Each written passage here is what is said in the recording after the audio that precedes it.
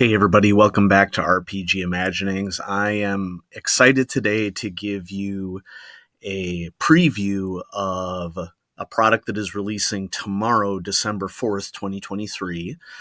This is by author Brian Holland, who is also the marketing director for Call of Cthulhu. And this was the PDF version of this was sent to me by Chaosium to do an advanced video. And so thanks to Chaosium for continuing to support the channel. I really appreciate it.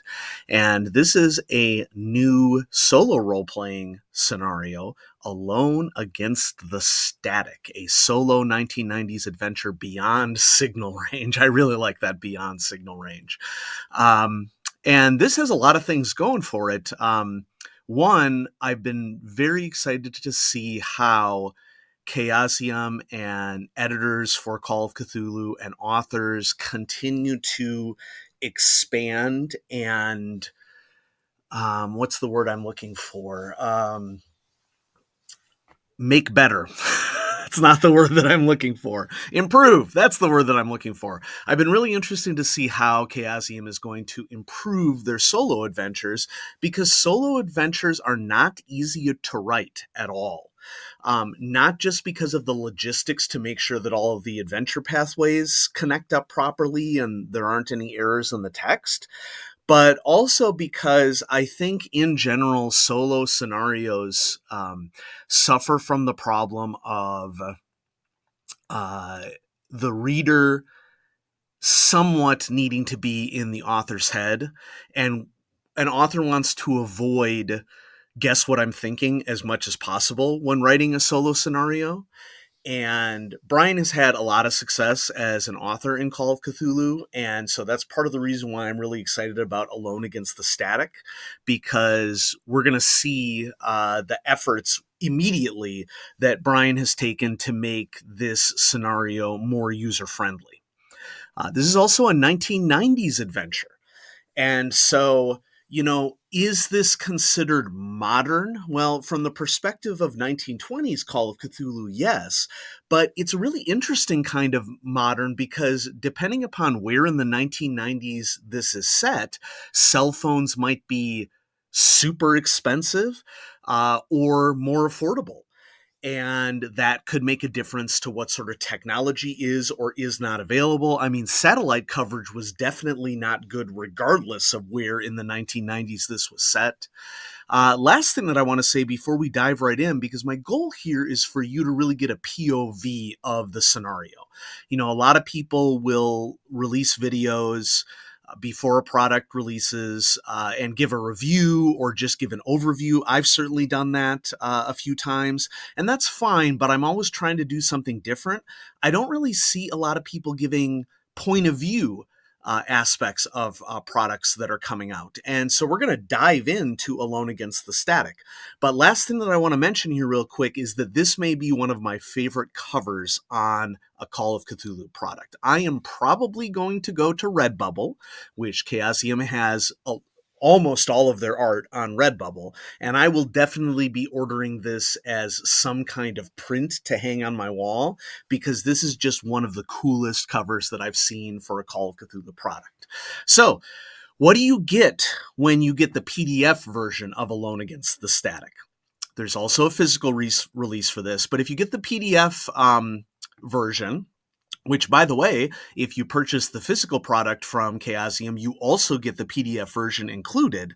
And there are multiple files here that are designed to help to support you, regardless of whether you have the print or PDF version. So if we go over one more tab, here's one of the investigators. This is one of the two characters who are partners in the scenario, is my understanding. We have Alex, who is a nurse who was born and resides in Pierre, South Dakota. And then his partner, Charlie, was born in Deadwood, South Dakota, and their residence is Pierre, South Dakota. Now, I am from the Midwest. I live in Nebraska right now. I am very familiar with the Black Hills of South Dakota. I have visited there many, many, many times. And so I'm interested to the extent to which this scenario explores the Black Hills, because it is a region of the U.S. that I have been to a lot. Okay. And then the last file that you get with the PDF is a log sheet, which any accompaniments to a scenario, especially solo scenarios that give you help in executing the scenario so that you don't have to flip through the book as much and it's easier for you to keep track of things, is much appreciated. So this log sheet has a bunch of entries that you can check off when they become relevant in the scenario. And then there's some guidelines on dying and going insane, because once again, one of the challenges of solo scenarios is that the first time that you play it, you really don't know what the author's base idea is always. And so what that can mean is that oftentimes without aids like this, you have to play the scenario one or two times to sort of like get the gist of what the author is going for. But what Brian has done here is to eliminate some of that learning curve for the scenario. And I really appreciate that. So in this first section of dying and going insane, over the course of the scenario, some choices can result in a loss of either hit points or sanity. Track these values carefully and remember the following. And so it gives guidelines on how the rules work for sanity and hit points down here. And then notice down here, it is possible to trigger several of the conditions above all at once. If this occurs, resolve the conflicts in the following order. Prioritize resolving damage before sanity. Prioritize reaching 0 hit points over resolving a major wound.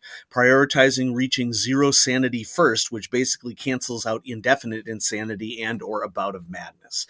So those little guidelines make a big difference for exploring a scenario. And what we're going to do right now, folks, is we're going to dive into the text and see what the rules look like for this. And then we'll just play a couple of entries for Alone Against the Static so you can get a feel of what it is going to be like. And so, scrolling through the awesome art, we have the standard credits for Chaosium. This was written by B.W. Holland, and the cover and interior art is by Nicholas Gray.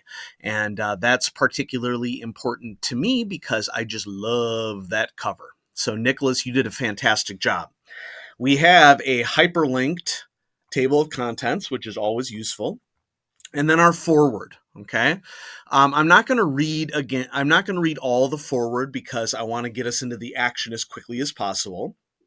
But let's just read these last two paragraphs here. Alone Against the Static is my attempt to view the quiet wild through the lens of the Cthulhu mythos. I wanted to give players a strong sense of place and isolation.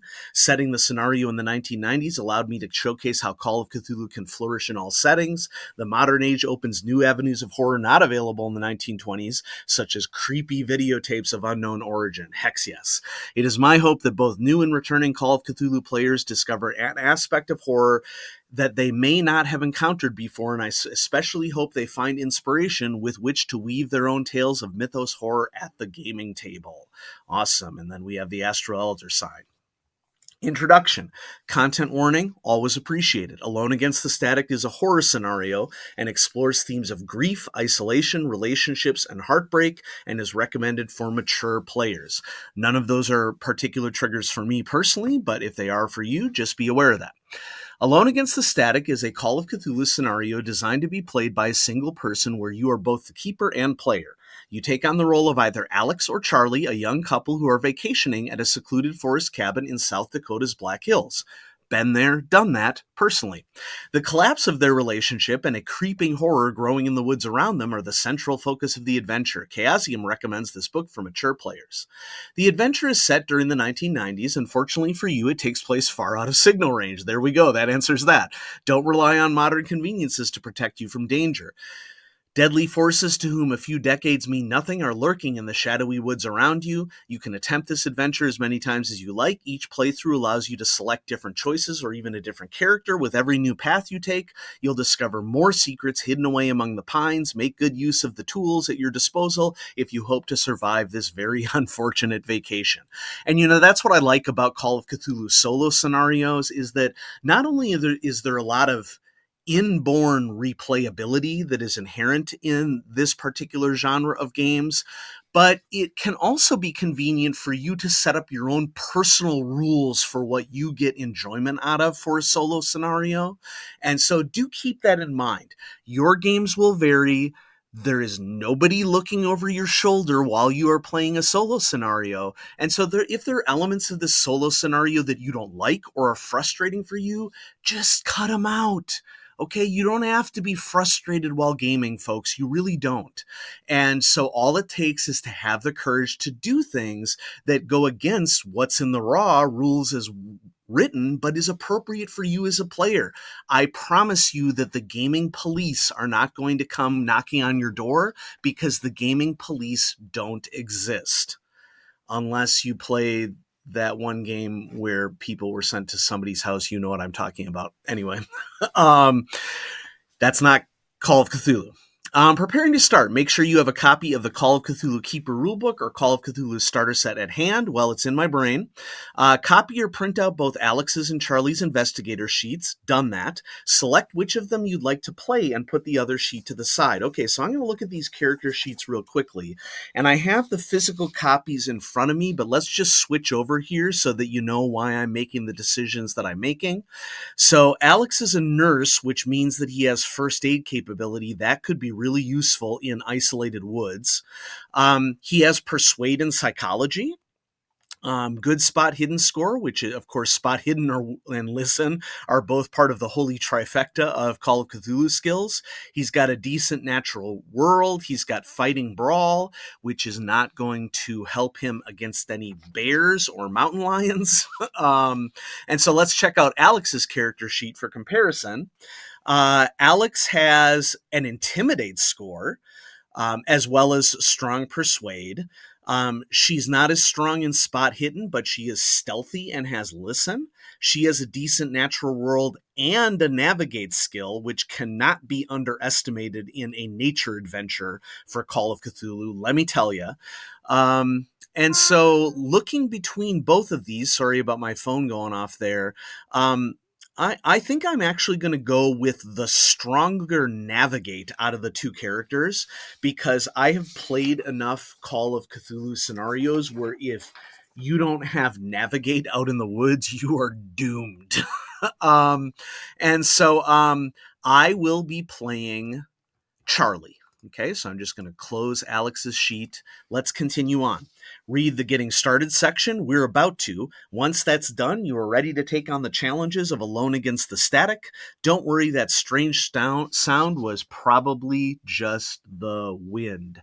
Yowzers. Now, the other thing that I want to have available here, and I am currently searching my desk area for it, which, you know, this is kind of foolish, is that I need dice. Okay, so my apologies for doing a little fiddle around here if you can't hear me very well. Of course, this being a gamer's recreation space, there are dice all over the place, but also when I tell you that I need to find dice, it will be nearly impossible for me to find the actual dice that I actually want, because that is just gamer karma. And so, searching, there we go. Okay, got me a stack of dice. They're falling all over the place. Do I at least have D100? I do.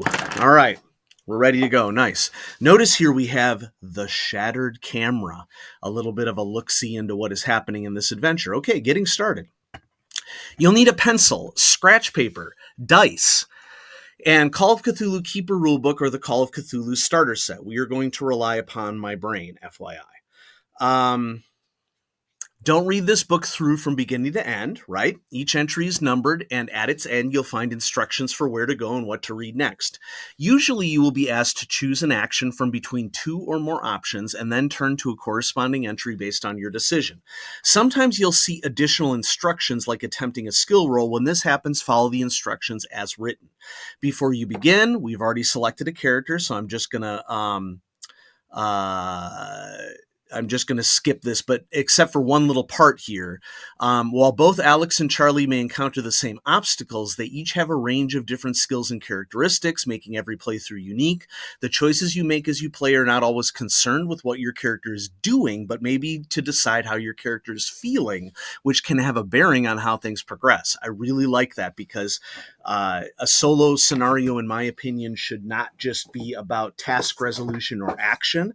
It should also be about how your character reacts to the situation. So, Brian, awesome job. The log sheet. Alone Against the Static uses a log sheet to help record the choices you've made during your playthrough. As you progress through the adventure, some entries instruct you to check or tick a specific box on the log sheet. Some entries provide you with extra options depending upon which boxes on the log sheet are already checked or ticked. Some entries may even block you from certain choices and force you to turn to a particular entry, all based on what prerequisites you've filled. That is really cool. I have not seen this in a solo adventure yet. And so, Brian, great game design here. Great job pushing the envelope. I really appreciate that. You should always start any playthrough with a blank log sheet. If you restart your adventure, erase all the checkboxes. Sweet. Making a roll. At various points throughout this adventure, you may be asked to make skill or characteristic rolls. These rolls are made as per normal for Call of Cthulhu using either Charlie's or Alex's investigator sheet. Some Call of Cthulhu mechanics have been simplified to streamline gameplay. In combat, for example, only the result of your combat rolls factor into deciding an outcome. Other mechanics like chases, bouts of madness, and more have been similarly simplified. Any of these modifications to standard mechanics, as well as any individual factors like bonus or penalty dice, are clearly stated alongside the regular instructions in each adventure. Pushing rolls and spending luck. If you fail a roll, you may be able to either spend luck or push the roll to succeed. The entry text advises you if a pushed roll is possible. If a roll is eligible to be pushed, then when you are asked to make it, you will also be invited to reattempt a failure at the risk of additional penalties. One of my favorite aspects of Call of Cthulhu. If you don't want to push a roll, you can also use luck as per the optional luck rules in the Call of Cthulhu Keeper rulebook. I will be using luck. This rule allows you to spend your luck points to alter the result of skill or characteristic rolls. You may alter a roll on a one-for-one basis. For example, to adjust a roll of 49 to make the result equal to your skill of 45, you would spend 4 points of luck and deduct that amount from your current luck total. I really like that last combination of sentences because I think that this is an example of where how luck actually works is explained and is useful for a newer audience to Call of Cthulhu.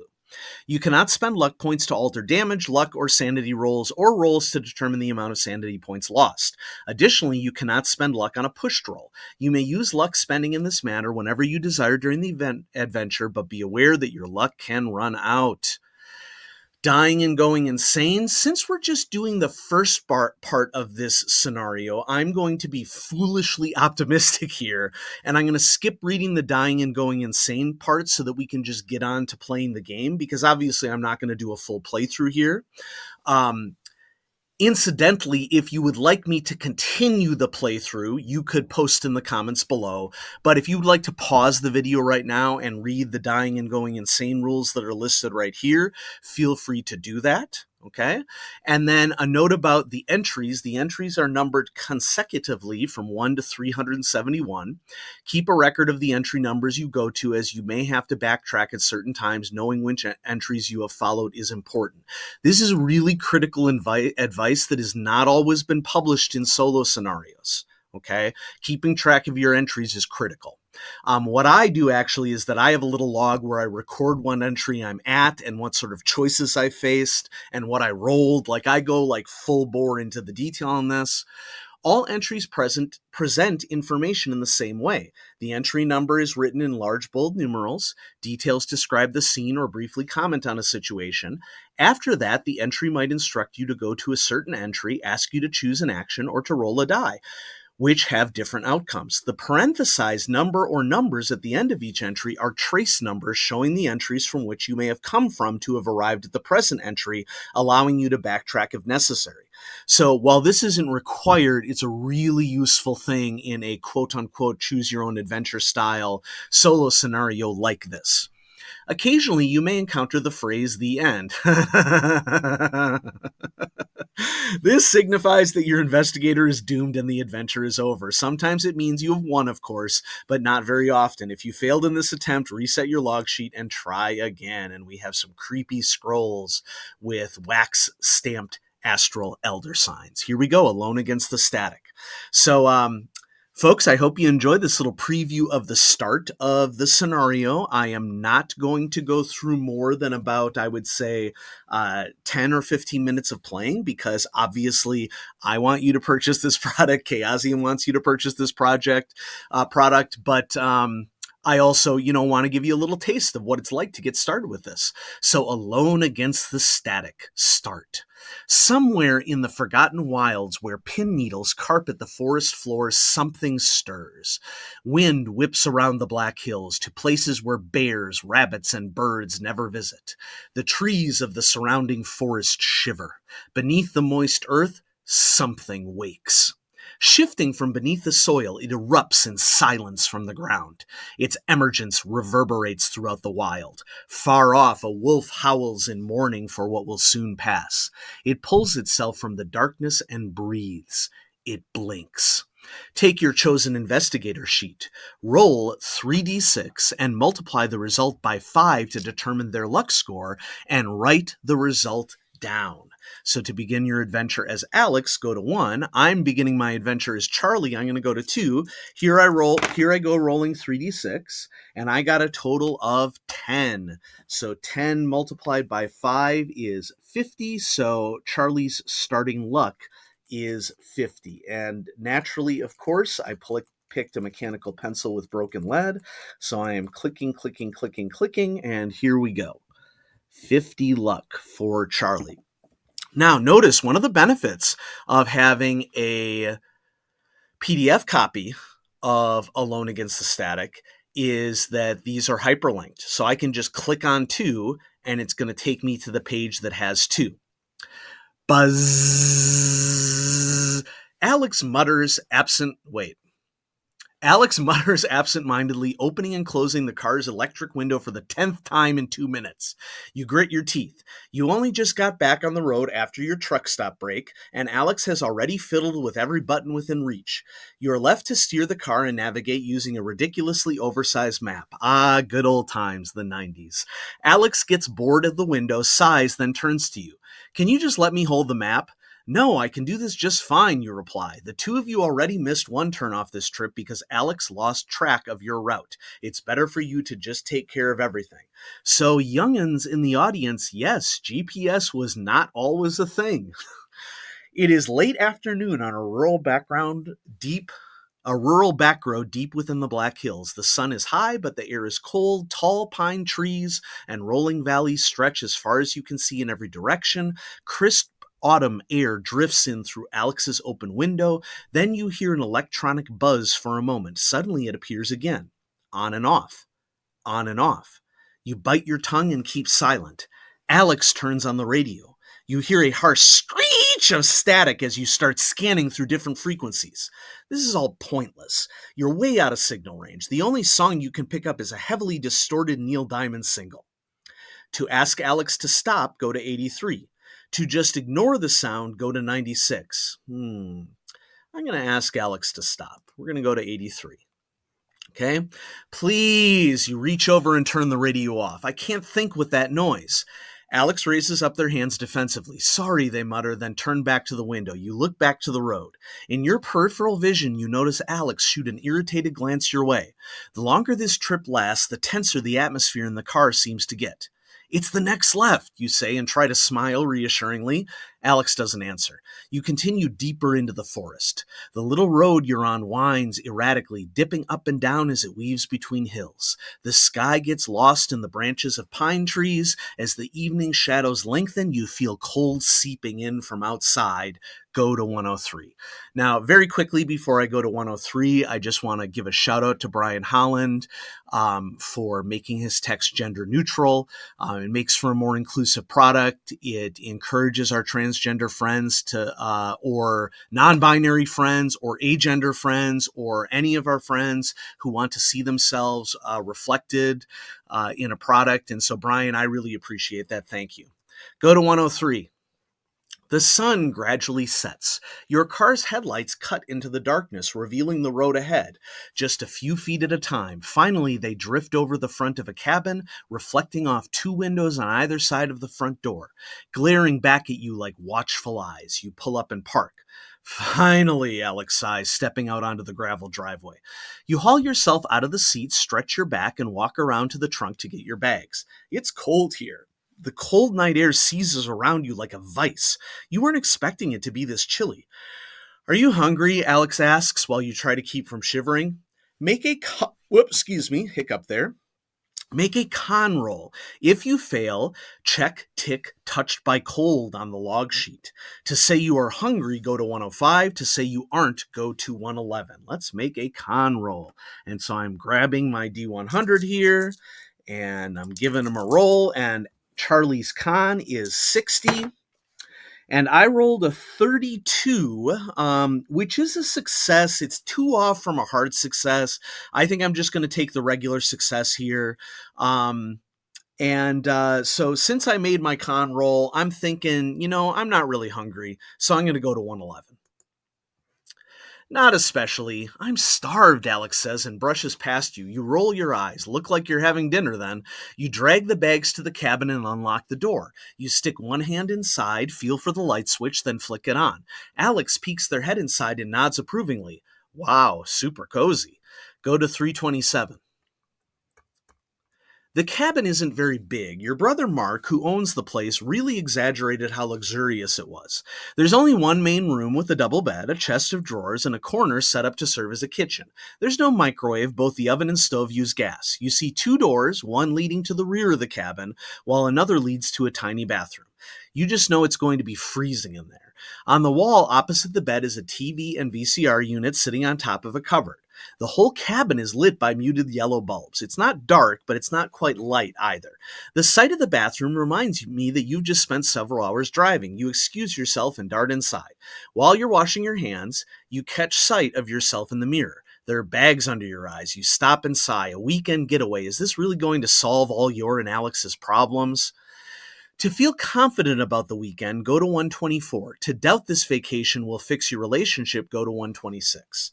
Well, folks, I have to pick 124 because I'm a communicator and an optimist. And as a married person, let me tell you, marriage takes work. And so I'm going to feel confident about the weekend. 124. There's no sense in brooding. You came out here for a reason. You love Alex. You want to make this work. You can spend all day guessing how things will end up, but it won't change anything. All you can do is be the kindest and most loving person you can. Whether or not that will be enough is out of your hands. You walk out of the bathroom, smile, and try cracking a joke. Whew! Sorry, I've been holding on to that one since we left Pierre. Alex snorts, but you catch the slightest hint of a smirk. They're standing in the kitchen, chopping up vegetables. You walk over and do your best to help. Before long, you're both seated at the small dining table eating together. Alex is not saying much. It's difficult to tell what they're thinking. Make a psychology roll to gauge how Alex is feeling. All right. My psychology is 45. I rolled a die. Ooh, 82. We fail. Let's go to 129. Alex keeps dodging your gaze. It's impossible to tell what's going on in their head if they won't have a conversation or even meet your gaze. They just pick at their food half-heartedly and say nothing. Maybe it's best to be blunt. How are you feeling, you ask? Fine, Alex replies almost as soon as you finish talking. Folks, the answer of fine is never fine. Silence hangs in the air for several long seconds afterwards. Great. Well, if Alex doesn't want to talk right now, so be it. You may as well look for something else to do. Go to 234.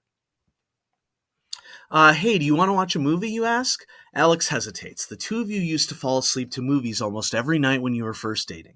Alex chews the idea over for a moment, then nods. Sure.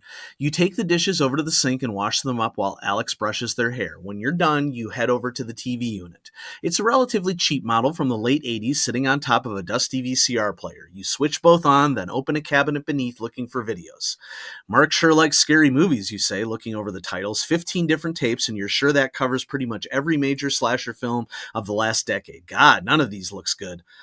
There aren't any comedies, Alec asks from the bathroom. Make a spot hidden roll. Let's see. Charlie's spot hidden is 35.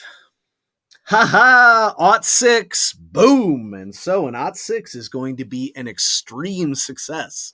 If you succeed at the roll, go to 131. We're jumping back and forth. As you're leafing through the tapes, you notice something at the back of the cabinet. You reach inside and pull it out. It's an empty slipcase for a VHS tape. It's flimsy. Someone has scrawled a title on it in black marker pen, The Flowers in the Stream. Okay, I've been playing Call of Cthulhu for long enough to know that this probably isn't good. You incredulously read the name aloud. What's that? Alex asks, coming out of the bathroom. Empty case. We should have stopped at a video store. I think these are all bootlegs. Alex walks over to you. They're smiling. Maybe they did some soul searching in the bathroom too. Is the tape still in the VCR, they ask? You lean over and press the eject button. There is a whirring of mechanical internals, then the unit spits out a tape. Let's see if I can do it from my recollection of VCR. It's not very good, okay? Aha, Alex says, stepping forward to pull you into a hug. Thank you, Charlie, they say. They rest their head on your shoulder for a second while you stand there holding the tape, sighing. I love you. Check tick, The Flowers in the Stream on the log sheet. And there it is. And so I'm going to check it off. Done so. Nice. To respond lovingly, go to 135. To change the subject, go to 137. I really want this to work. 135. You smile at Alex before replying, I love you too. The two of you stay quiet for a moment afterwards and enjoy the silence.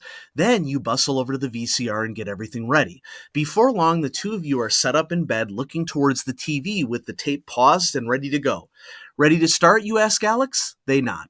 Lights, camera, action. Go to 145. When the film begins, the screen is black. There is faint music, but no opening credits. Then the screen cuts to blurry footage that was clearly recorded on a handheld camera. By the way, folks, I believe that this is before the Blair Witch Project. Wow, is this one of Mark's home movies, you ask? Alex laughs and then reaches for the remote. Oh, I'm sorry. Wait a second. That looks familiar, you say, pointing at the TV. Alex hesitates. On screen, you see a wall of tall forest trees. Leaves and pine needles crunch under the feet of whoever's filming. The camera pans across the landscape, creating a blur of greens and browns. Suddenly, you spot Mark's cabin standing alone in its little clearing.